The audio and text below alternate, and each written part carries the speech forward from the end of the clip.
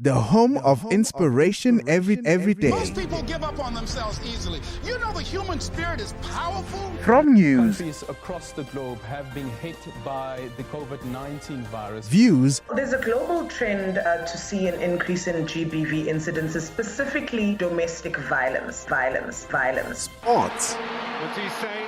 It's a really good ball. It's Shabalala. and music to inspire you every day.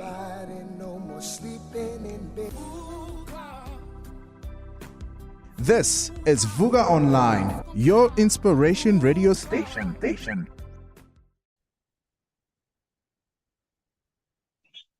Welcome again. Vuga Online Radio.co.za. This is your show, your favorite show, Africa's Leaders in Sustainability.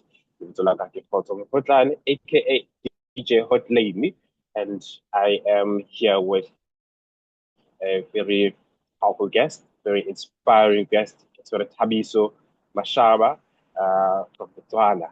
But he's very far away. He's thousands of miles away, thousands of hours away from where I currently am right now. So, but yeah, we're gonna hear a lot more about who he is, where he's been, who he was, or who is getting up to be in this world of ours, and what his contribution is.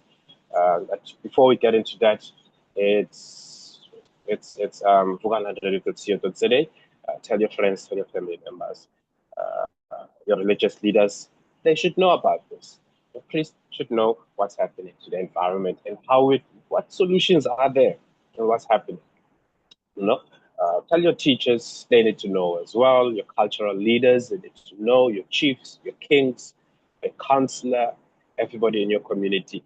So that we can try and make this work more meaningful and work together. Because I want to imagine Yolanda, almost thousands of miles away, but you guys are here still. So let's work together.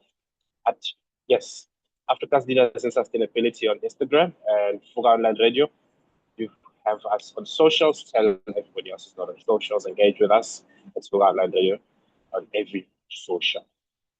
Without me taking much time, I'm going to ask Thabiso to introduce himself briefly for about 2 minutes before we get into his work, who he is in detail. Thabiso, welcome to the show. Thank you, Khotlo, and Dumelang and Kia ora, everyone. My name is Thabiso Mashaba, and I, as Khotlo has rightfully mentioned, I'm originally from Botswana, but I'm currently residing in New Zealand, where I'm doing some work. I guess I'll just call myself a social change maker, in the making or made. Not sure. You'll decide as we keep chatting. Thank you. Perfect. Nice, short, and sweet. Impact. That's the way.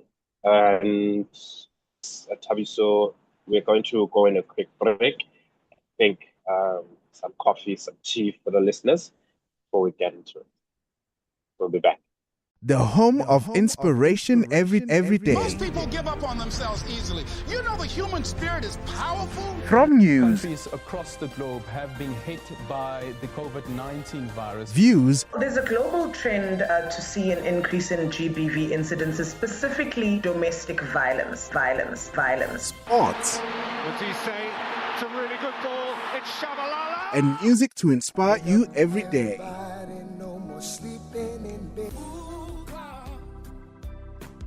This is Vuga Online, your inspiration radio station. All right, welcome back to Africa's Leaders in Sustainability. This is your boy DJ Hotlane, and yes, Thabiso, please, let's get right into it. Yeah. Who is Thabiso? Where is he from? And what is he doing? How is he contributing to the planet? Yeah, so my name, as mentioned, is Thabiso Mashaba. Most would think, yeah, that's a South African name, or some in Lesotho would say, hey, that guy is from Lesotho. But yeah, so Thabiso, his family, maternal side, originally from Namibia, Herero tribe, with some roots in Xhosa, some Xhosa roots as well from my mother's side. And then from my father's side, Ndau roots and Venda roots, and a bit of Kalanga and Debele roots as well in there. Uh, yeah, but born and raised to these refugee settler families and immigrant settler families in Botswana around 86. And my mother and father were a social worker and a bylaw enforcement officer by profession, working for the government of Botswana. And so I grew up with them in rural communities, I developed an interest in development work because they were doing development work. So I consistently engaged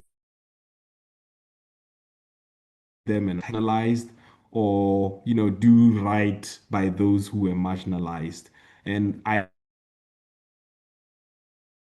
hear about modern education and science, but more importantly around indigenous cultures and indigenous practices was something that I felt I could explore in merging the two and turning or developing a new solution for the world. And as I grew and grew more, by the time I got to the University of Botswana, one professor of mine, whilst I was studying my first degree in economics and accounting, walked into class and she said, "For an open economy to exist, there needs to be perfect information." And so that really hit me hard because at the time I was thinking about the creative industries of Botswana, how we can shape the right policy so that our artists and our cultural activists or practitioners could actually thrive. Because at the time, the only other person we had exported out of Botswana, which was a very great creative guy, was DJ Fresh. So I felt like we could produce many more DJs, we could produce many more craft makers and the likes. And that really became my core component. And I developed models of economic development practice that were about disrupting how international development practice is done, but giving ownership and onus more to the people on the ground to own their own development pathway and come up with solutions to their own challenges without having to be dependent on outside parties mostly. And so, yeah, that became my life, and that's what I'm doing right now. And I've been doing it in Southern Africa, and now I have the pleasure and blessing of doing it in the Pacific. Yeah. Wonderful, wonderful thing. So yeah, no, that's that's meaningful and powerful work that you're doing there. But now, before we get deeper into who you are, I just want to know currently, what is it that you're working on currently?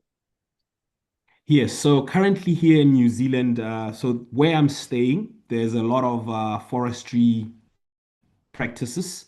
And unfortunately, in the same space as well, there's a lot of cyclone activity.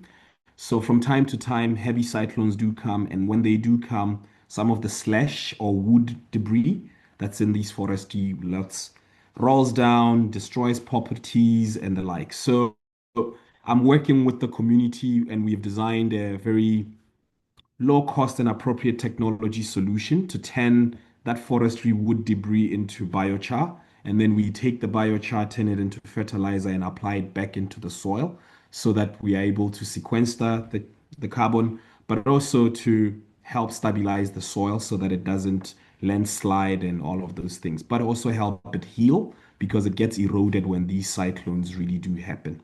And then another element we're working on is with solar technologies, just teaching people at the basic level how to make themselves their own solar kits, their own, you know, wooden block cell phone chargers that they could use so that as they are staying off grid, they are not dependent or they are not, really taken aback or isolated from the rest of the world, but can still function and get by without having to chop down trees. They can use the biochar fertilizer, I mean, biochar and make briquettes, So trying to work with the community to tap into their own indigenous cultural practices, but adding a little bit of modernity so that it becomes a business that can sustain them and create jobs for them as well.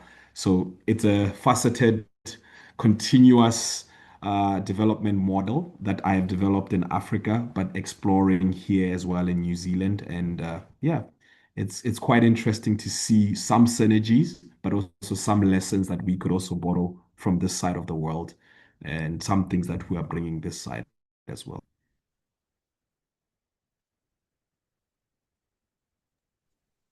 Okay.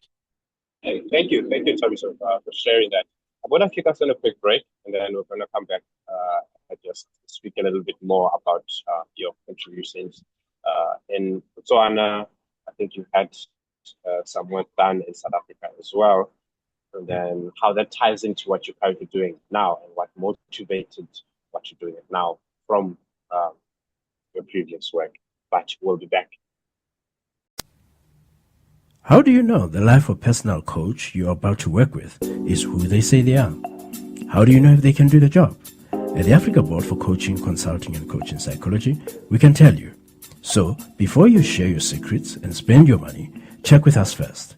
Visit www.abccccp.com or call us on 012-751-7608. The ABCCP, the professional body for coaches. Welcome back. Welcome back to Africa's Leaders in Sustainability. Thabiso. And yeah, you've heard all the amazing work he's done, he's doing, who he is, where he's from, and quite amazing stuff actually, Thabiso. Really, really inspiring stuff. And I hope whoever's watching, whoever will be watching, can is getting from this what they need to do, you know, in order to contribute to their own environment, to their own society. That's here. Don't forget online radio. Just share the link. Go to onlineradio.co.za. It does not even take 2 seconds. And then we change your tab. We facilitate change. 2 seconds, imagine. That's it. It might inspire someone, it might inspire a movement. So, hopefully, umhlaba into ngani. Alusifanele. Tatemruti, counselors, the bodokotela, engineers, everybody, and now elapekasi, Koneni, Kawachi, everywhere mo lengoteng, Arkenya Mazo, Arken Espagne. And then, yeah, on top of that, actually, Thabiso, I wanted to say your work here in South Africa. Yeah. I'm going to start here in South Africa about the work that you did, and then we'll move on to Botswana. Yeah. And well, tell us about your work that you did here in South Africa. Where, what were you doing? How was it? Yeah, so as I mentioned, so I work with grassroots communities, so townships are also inclusive of that. So I had the pleasure of being invited by the Langa legal aid community people, largely so to come and work with their community to explore various challenges that they may be facing in their community, particularly people who stay in the Joe Slovo area in Langa Township. So one of some of the challenges were around electricity. So the electricity they use is harvested from the side of the road on the wires, so that sometimes when it rains, it leads to fires. So could they come up with a way in which they could come up with a power source that would be ideal for their particular? And then we did a steam generator, which just uses cylinder gas, which we found recyclable in the community, filled it up with water, and we made some briquettes and boiled the water up and spin the wheel, and it produced electricity for people to be able to watch their football and all the likes. And then there was also a complaint around lots of plastics in the township that are lying everywhere, but people lacking, firm housing. So rather than use corrugated metal iron sheet, we explored making plastic bricks or bricks from the plastic and sand, and then we made a little shack for one of the people who was part of that project. I'm not sure whether they finished it off but we started it off because I was only there for a month or so. But I do keep in touch with all the projects through my team in Botswana, and they keep supporting them. And then we also worked on smart gardens, so many people in the shacks don't really necessarily have a lot of space around them, but they would like to have access to vegetables and the like. So we taught them how to explore building a vertical garden that will just use a basic bucket to do drip irrigation. And as it fills down, as it pours down to the bottom, you just pour it back without needing to use the mechanism that they use within the proper hydroponic systems. And people were able to turn those into community projects as well. So the vegetable garden, they were able to grow some veggies, and then they were selling them right in front of the hall in Langa Township, and earning a little bit of income, which they used to buy more seeds. But if they made a lot of money, they would also split that as income. And they're being now supported by an organization called Riasako. And yeah, it's working quite well for the community. And we're hoping that over time, it can spread into the other townships within Cape Town and people can explore doing that. And we worked with the councillor local in Langa Township as well. And some of, as you've been rightfully saying, some of the spiritual leaders and cultural leaders were involved as well, because part of what we do is get people to appreciate material around them, skills and cultural knowledge and practices around them, and tap into those and come up with simple and appropriate solutions that could address the challenges that they have. Usually, it ends up being looking like it was a focused project to address a climate challenge, but not necessarily, because the compost toilet that we made in Langa Township, for example, it wasn't necessarily geared towards addressing climate change.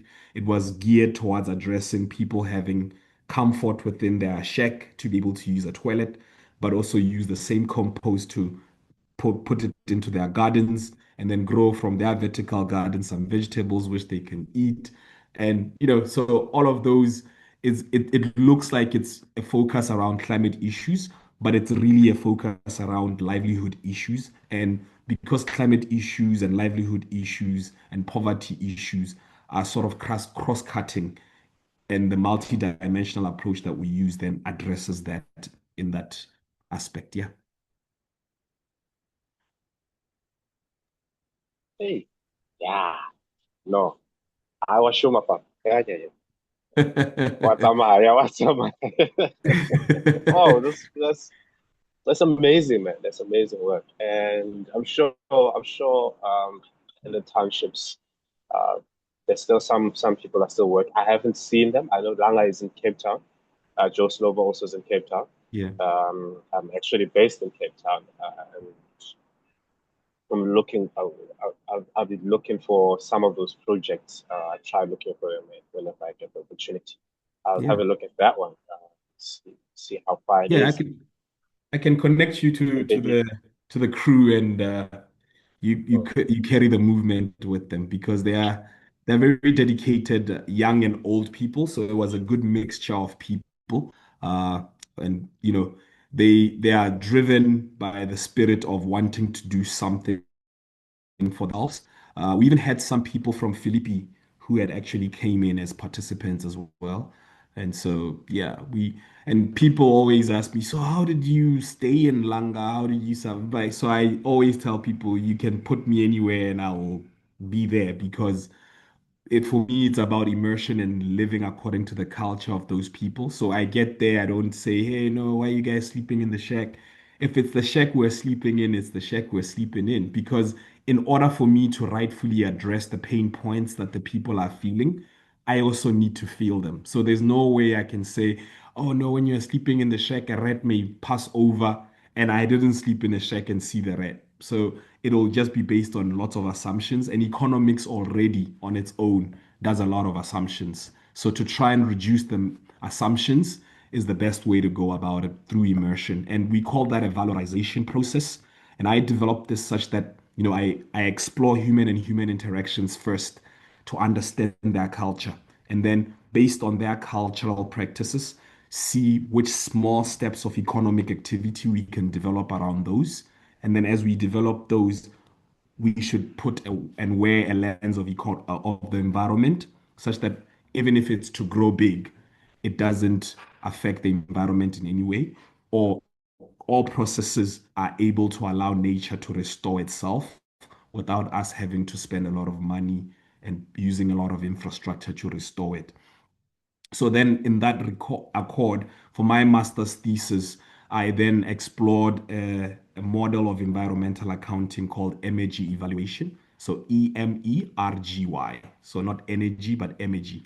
So energy allows us to traditionally, economists measure environmental value based on the demand side. So we will say we have this river here, it has 10 fish in there. If we fish all of them and sell them for 10 rands, then it's worth 100 rands to us.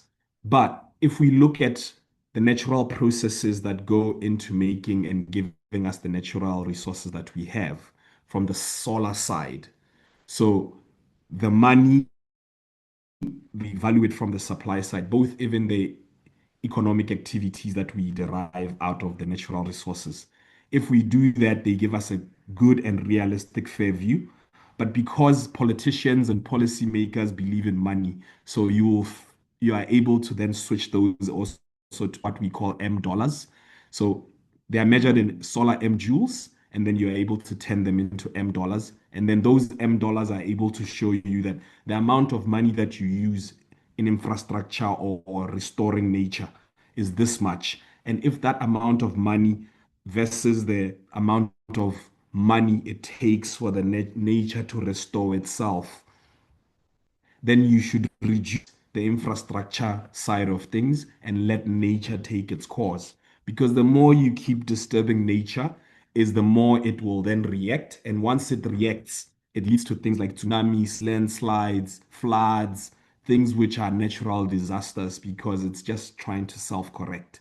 But if you don't let it self-correct and you keep straining it with infrastructural development, that's how it reacts. So in everything that you do, you need to wear that lens first. And then from there, you need to think about appropriate technologies. Most times, people say technology and talk about smart technologies, but given the context of where you find yourself, you should always think about it from an appropriate sense of thing. So, for example, in Botswana, one of the biggest challenges is the digital divide for the grassroots communities that I support and everywhere else, even in Langa, right? So after I've trained the people now to support them, WhatsApp, sure, they could have data today, tomorrow they don't. Uh, you know, so, and then I developed a USSD based social network platform, which allows people to be able to send chats to each other.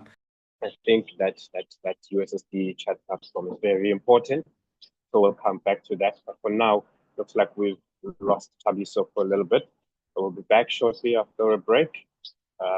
Please stay with us and grab some water, and then we'll find out more about what he's been up to and what he's doing. Thank you. The Africa Center for Work-Based Learning is a professional development center for professionals who aim to improve their professional standing. This means that the learning programs we run are more than just academic programs.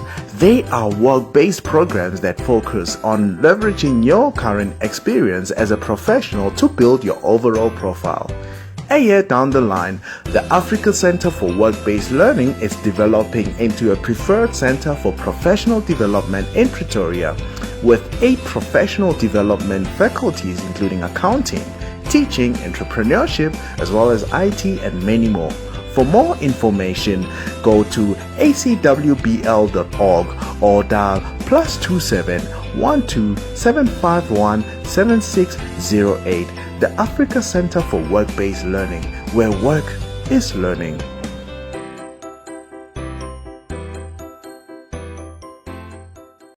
Welcome back to Africa's Leaders in Sustainability. And DJ Hotlane is here, brighter than ever. Got the sun shining, it's getting greener at the back here. It's amazing. The more Thabiso shares, all green, sustainable, beautiful, amazing work that he does. The sun shines bright, so the green starts getting greener. So let's keep on doing the amazing work, uh, and and we'll see things change. Now, Nani Lapikas, I hope Nezo, I hope Lauta Mukas, wherever you are, for Averiki or Haveriki Kamukaola, Averiki or Kolanga, Averiki or Joslo, Boko, Delft, Kaili, Post Loras, Acheville, Visa, everywhere. That's fine. So, Stance and such. Anyway, Fugan Land Radio for Seattle today, Fugan Land Radio on all socials and Thabiso. So thank you so much for being with us on the show. And then we'll learn about just a couple of things. So we're gonna spend this next 7 minutes speaking about I don't know if you can summarize. You were speaking about the app, so I'm gonna allow you to have maybe like 1 minute or 2 minutes if you can fit the app on there and that time. And then after we'll see after that how we can work with I'll ask you some more curious questions that I'm curious about actually. So you mentioned that USSD. just on the of of things, so basically it's around appropriate technologies. So most times when we go to your climate, COP 35, COP this. So when decisions are made about solutions for grassroots communities, they're made with the blanket approach, a top-down lens that, oh, okay, yeah, if we can get this type of technology and just roll it out, it will assist all of them. So you find that in communities where they don't have real proper internet access, the solution is actually just falls out. If you build a solution, like there's so many times where the United Nations programs in Africa, they would build, these where they what do you call them, compost digesters, where they digest and produce gas. Yeah, they'll build a big one in the middle of a town or community, and then as soon as they leave, nobody's using gas from there, nobody's taking care of that. And it's because people really were not, it doesn't also align with their cultural practices. Some people, when you tell them that you are cooking food with poo gas, it doesn't sit well. Design a solution because sometimes people actually really have a solution to that challenge. They just need you to plug them in with the right thing. So in terms of appropriate technology design, the reason why instead of me developing an app to have people be connected or a dashboard on a website, I decided to go with the basic one as opposed to SMS as well. I use the USSD platform. And USSD platforms, we use them all the time. People engage with them all the time. They send each other e-wallets and all that stuff.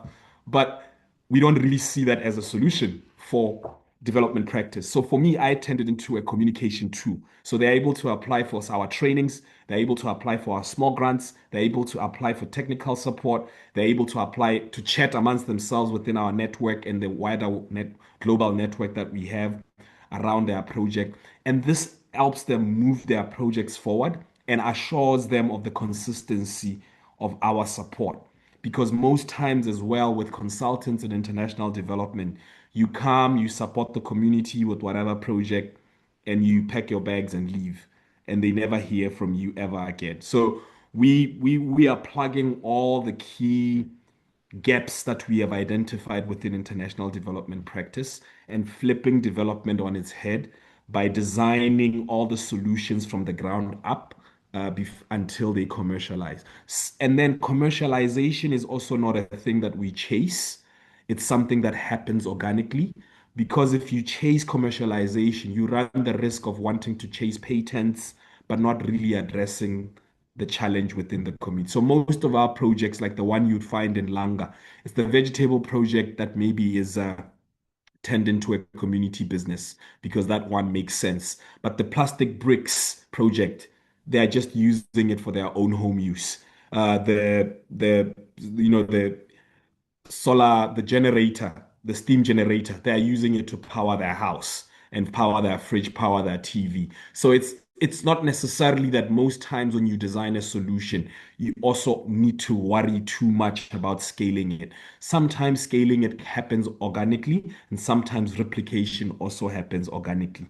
But also, we should be in the habit, especially in the climate space, of developing what we would call open source technologies, because what can work in Langa Township can possibly work in Philippi, but you may need to tweak a few two things because maybe in Philippi the land is a bit higher, or in Joe Slovo it's a bit slower. So if you are building something that has to do with catchment, how you position it and all the likes will also affect how you design it. So all those things are what we teach our communities, but we teach it practically, not through a classroom or anything. Literally, we bring tools and material and we together build the technology up until they are the ones who own the process and how it works. Yeah.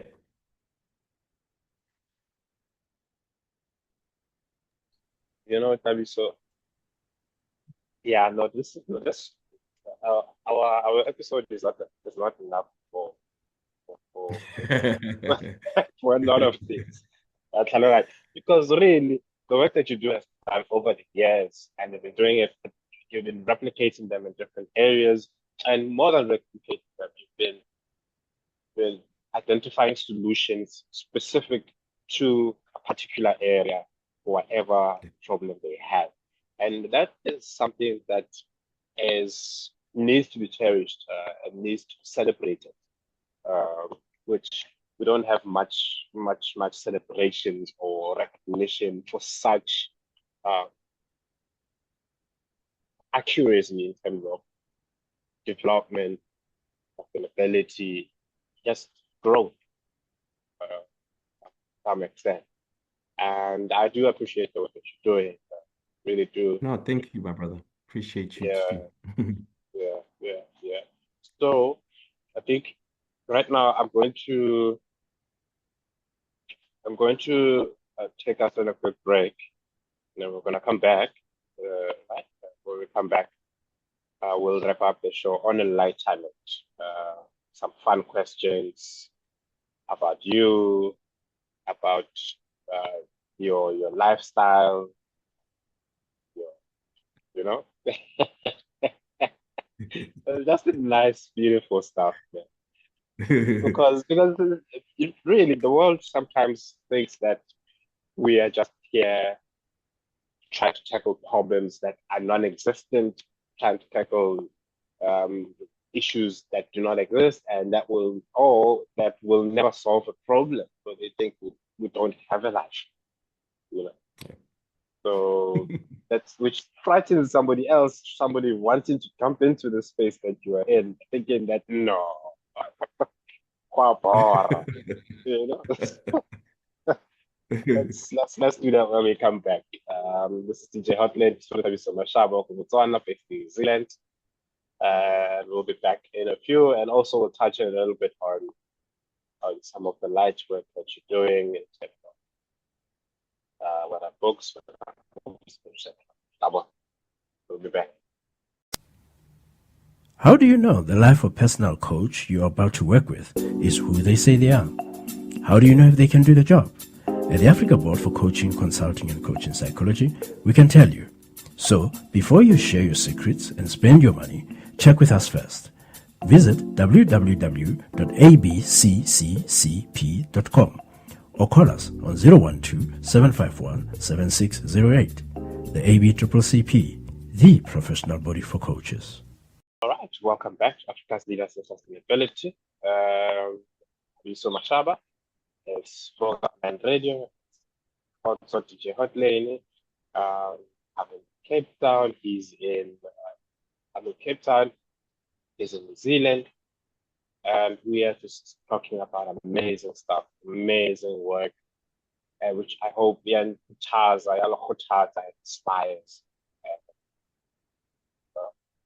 This is why the show is here, just to show you that anything is possible. Thabiso comes from far, very diverse background, and yeah, just told us what to do, how to do it, and what the issue is with money, but what the solution is with money. Essentially. So umuntu nomuntu uyazikhethela gore batho o etsang ka bophelo ba hao la o ireng and yeah lona o ka thusa so Thabiso, just gonna Yeah. get into it. I want to get to know you a little Yeah. bit more. I'm sure there's a lot of work that we haven't touched on, right? Well, it's a lot, but we've touched on the core elements Yeah, of the work, which is yeah, really what it's centered around. Yeah. perfect. All right. So now, how do we work our idea? Work uh, let's touch a little bit on how you how's appreciate have you appreciation for your work, for the work that you do. How is that being shown? How do you see it? Uh, some people it's awards, some people it's someone writing a biography about them. Some people it's being on the news, television, or having a movie in your name while you're still alive. You know, we need these things while people are still alive, not when they are dead. Well, well, I wouldn't say it's celebration of myself, but the celebration that I value the most is really seeing the communities that I interact with and work with, not be left with a mark of they don't they feel hopeless. They feel, you know, uninspired to do when I'm leaving. So even like the mama who didn't know how to use a saw just the other day, today being able to chop a piece of wood and use a drill machine and make themselves a charge and smile. Those are things that I live for. And like the seeing a young guy who reached out to me, said, "Man, I would like to be part of your training. Come for the training, go from the training to start up his own startup." And later I bump into him and he's telling me, "Hey man, remember that idea that you helped me with? This is where I'm at with it now." So such things are what for me tick my boxes and make me really, really, really happy and celebrate me. But as you know, with the world of the money world, and all that stuff, there's all these accolades. But one of the things that I value about the work that I do, and as you know, I'm trying to build perfect information or create a perfect knowledge economy of the world. It's always consistently about dissemination. So even the projects we produce in Langa, we package them into reports, we put them on our website, we share them with other innovation centers that we support so that people can borrow some inspiration or borrow the technology idea and develop it if they want to do it in their community. Similarly to Langa, we share from the other networks as well. So in so doing, I have been featured on many news stories and this and that. But this year, we're working towards a documentary which will be able to package all the nitty-gritties of the approaches I use and my theory of development economics and my lens of environmental approaches and energy evaluation and all the projects that I've done and the impact in terms of people stories, as opposed to just like, oh wow, Thabiso is doing great or they managed to raise this much. No, but in terms of what needle are we really moving in these grassroots communities? Because in grassroots communities, we are talking about people who find themselves on the very, very far end at the base of the pyramid.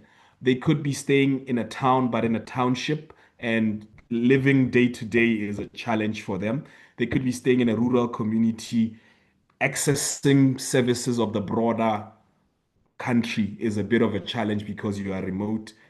Being from an indigenous community like a San, the Khoi Khoi, you're already marginalized by your existence. So catching up with the rest of society is already marginalizing you. How do we bring you back into the equation?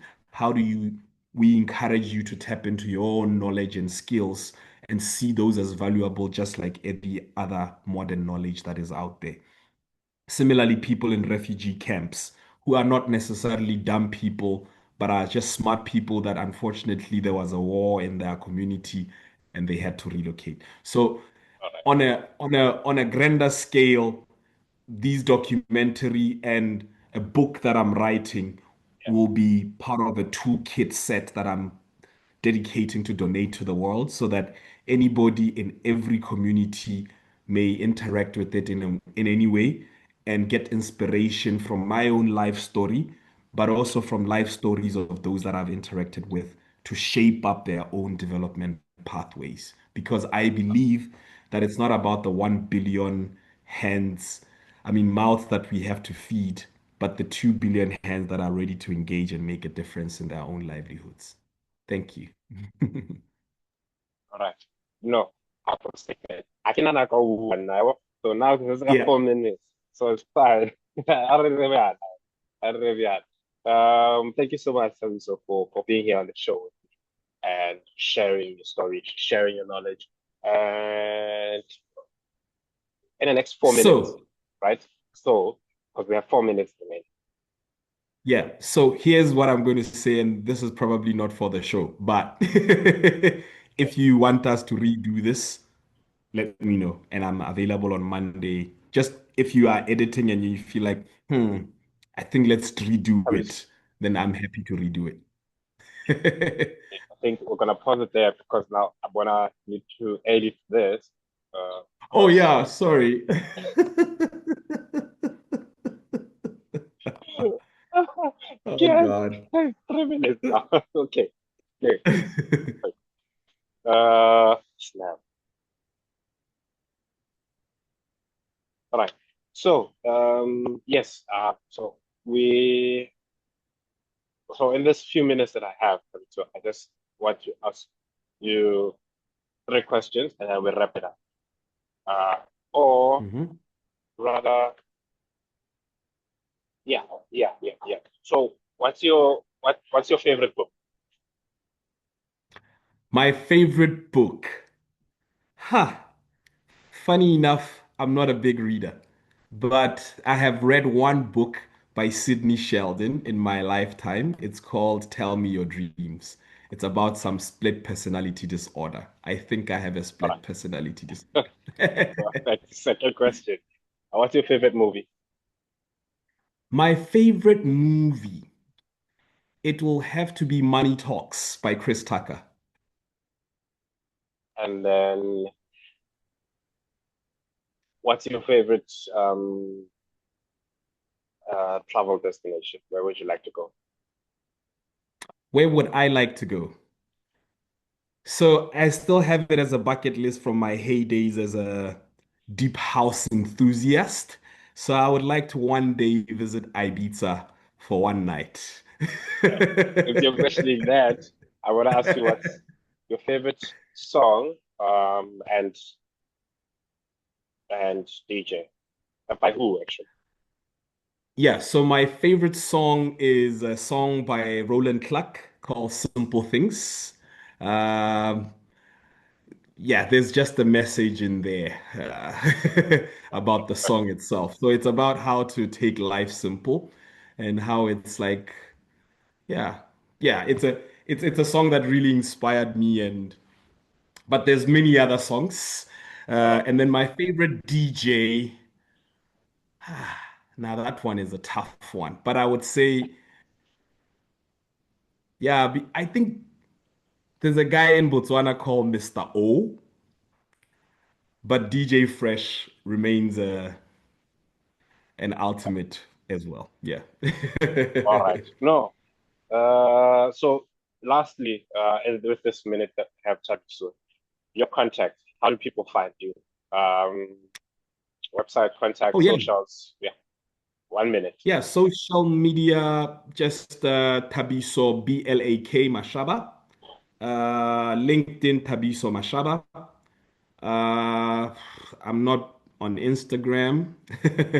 On X, I'm not really finding X as a real platform.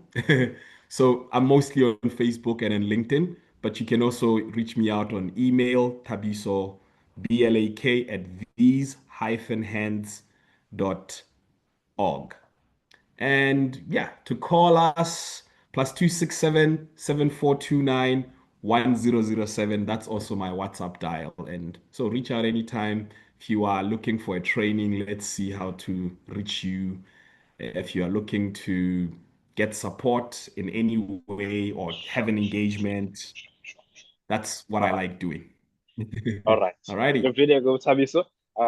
Thank you so much, Thabiso, for joining us on the show. It's DJ Hotlane, Vuga Online Radio as leaders in sustainability. Beautiful, beautiful day. And thank you, Thabiso. And many more blessings to your work, many more accolades, many movies, many books about you. Thank you, Khotso. Thank you so much. Sharp, sharp. The home of inspiration every day. Most people give up on themselves easily. You know the human spirit is powerful. From news, Countries across the globe have been hit by the COVID-19 virus. views, There's a global trend to see an increase in GBV incidences, specifically domestic violence. sports, What's he say? It's a really good ball. It's Shabalala. and music to inspire you every day.